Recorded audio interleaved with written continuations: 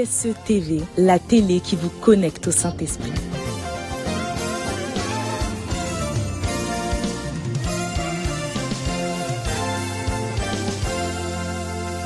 Shalom à tous, bienvenue dans ce nouveau numéro de Pasteur, j'ai une question spéciale Pentecôte.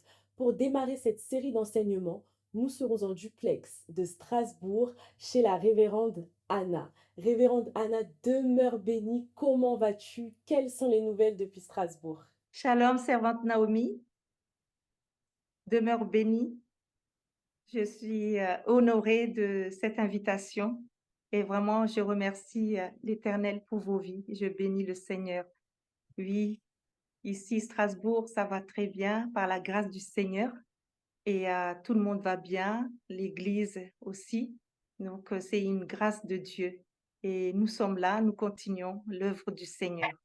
Et c'est un privilège de servir l'Éternel. Amen. Amen, amen, amen. Alors, révérende Anna, nous avions une question à te poser pour comprendre ce qu'est la Pentecôte.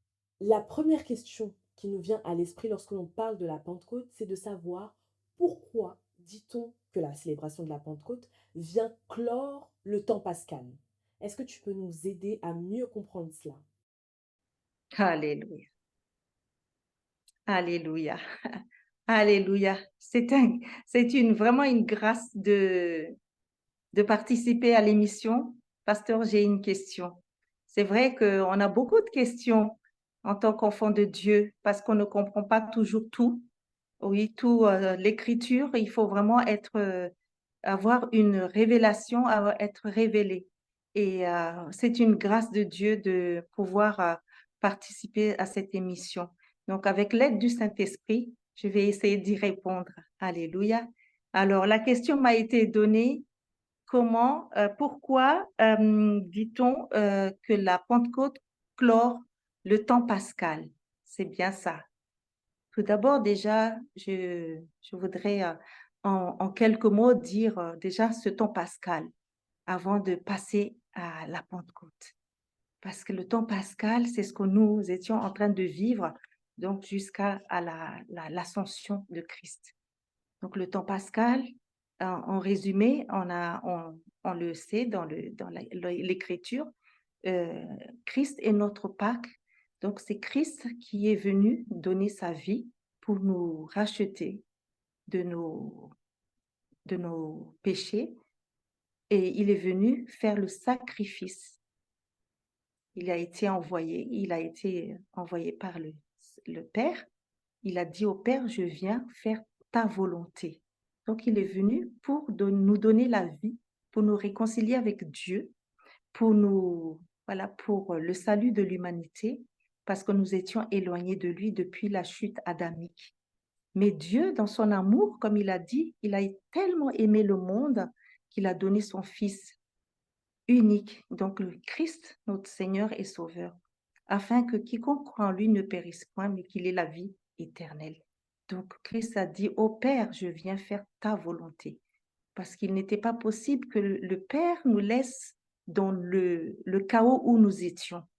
Et donc Christ est venu nous racheter. Et c'est les sacrifices, c'était la Pâque. C'est comme les Hébreux qui a eu de l'ordre du Seigneur, l'ordonnance du Seigneur, de prendre un agneau sans défaut et de manger à la hâte et de partir ce soir-là.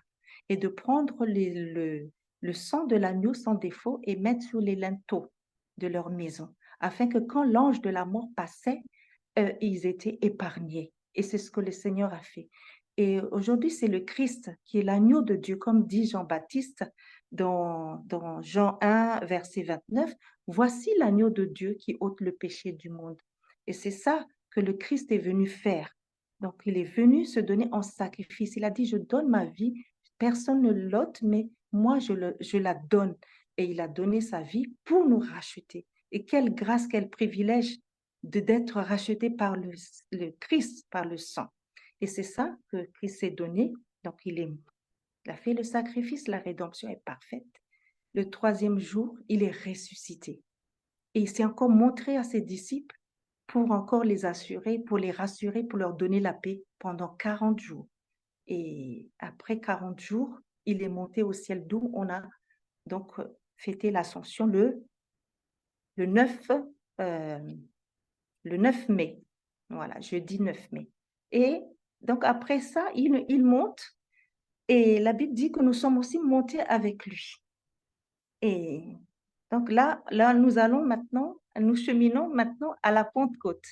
Donc 10 jours après, le Seigneur, par le Père, va envoyer le Saint-Esprit. Amen. Et donc c'est 50 jours après. Donc là, nous y sommes là. Donc bientôt, c'est la Pentecôte. Et d'où la question maintenant, pourquoi dit-on que la Pentecôte clôt le temps pascal? Voilà. Le temps pascal, c'était un temps de la rédemption, un temps où le Seigneur s'est donné. Et aujourd'hui, et avant de partir, il a enseigné les disciples, il a dit, j'ai resté à Jérusalem et attendez que le Père envoie le Saint-Esprit. Amen. Et c'est le Saint-Esprit que le Père envoie. Mais de rester à Jérusalem pour que le Seigneur envoie la puissance d'en haut. Amen. Et c'est ça maintenant, le jour de la Pentecôte, parce que la Pentecôte, c'est quoi? Il faut aussi expliquer un petit peu. La Pentecôte, c'est une des fêtes juives, une des fêtes juives célébrées pour la fête des semaines, la fête de la moisson. Et c'était une fête juive. Et le Seigneur, le Dieu le Père, a donc saisi ce jour de fête-là, parce que cette fête-là, il y a beaucoup, beaucoup de gens qui venaient à Jérusalem pour aller au temple, pour donc fêter la fête des semaines. Et le Seigneur a saisi ce jour de cette fête-là pour faire descendre le Saint-Esprit, l'effusion du Saint-Esprit. Amen. Et donc, Dieu fait bien les choses. Alléluia. Dieu fait bien les choses. Donc, il a saisi ce jour de fête pour que le Saint-Esprit descende, pour faire descendre le Saint-Esprit. Mais on sait que le Seigneur Jésus a donc parlé à ses disciples donc d'attendre ce qui vient d'en haut, le Saint-Esprit. Et c'est ça maintenant le début, l'effusion du Saint-Esprit le jour de la Pentecôte, le jour de la fête, où tout le monde est là en train de faire la fête. Et le Seigneur a préparé ce temps-là pour faire descendre le Saint-Esprit. Et ce jour-là, donc, les disciples, avec aussi, la Bible nous dit, avec des femmes, et plusieurs femmes, et les disciples, ils étaient plus de 120 personnes dans la chambre haute, en train de donc se rassembler, prier, et ce jour-là, le Saint-Esprit est descendu. Et pourquoi le Saint-Esprit doit clore, la Pentecôte doit clore, c'est qui était le temps pascal, parce que le temps pascal est passé. Maintenant, le Saint-Esprit va maintenant couronner maintenant le tout. C'est le couronnement. Le Pentecôte, la Pentecôte, c'est le couronnement. Amen. Et cette couronnement-là, il fallait que l'Esprit Saint descende pour que les disciples et tout enfant de Dieu aujourd'hui que nous sommes soient investis du Saint-Esprit. Et c'est le Saint-Esprit qui a été descendu à la Pentecôte. C'est ça maintenant qui va être répandu sur toute la terre, sur tous ses enfants. Et c'est le Saint-Esprit qui conduit son peuple à aller maintenant annoncer la bonne nouvelle. Et ce jour-là, le jour de la Pentecôte, Pierre a pris la parole et rempli du Saint-Esprit. Et qu'est-ce qu'on a vu? Il y a plus de 3000 âmes s'est donné au Seigneur. Et c'est ça maintenant. Aujourd'hui, c'est le Saint-Esprit maintenant, le temps pascal. Dieu a fait sa part, le Seigneur Jésus a fait sa part, il s'est donné. Maintenant, il a dit, je m'en vais, mais attendez à Jérusalem, le Saint-Esprit vient. Et maintenant, c'est la Pentecôte, on va dire, la cerise sur le gâteau. Et c'est le Saint-Esprit qui maintenant est répandu sur toute la terre et sur tous ses enfants. Et tout enfant de Dieu rempli du Saint-Esprit ne peut que servir l'Éternel et en esprit, en vérité.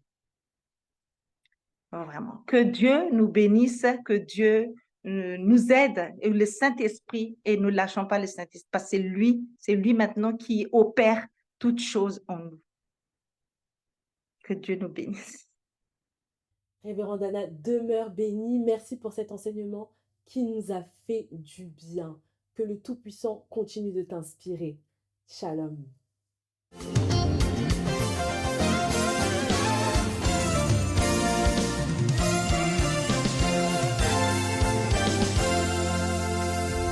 EISE TV, la télé qui vous connecte au Saint-Esprit.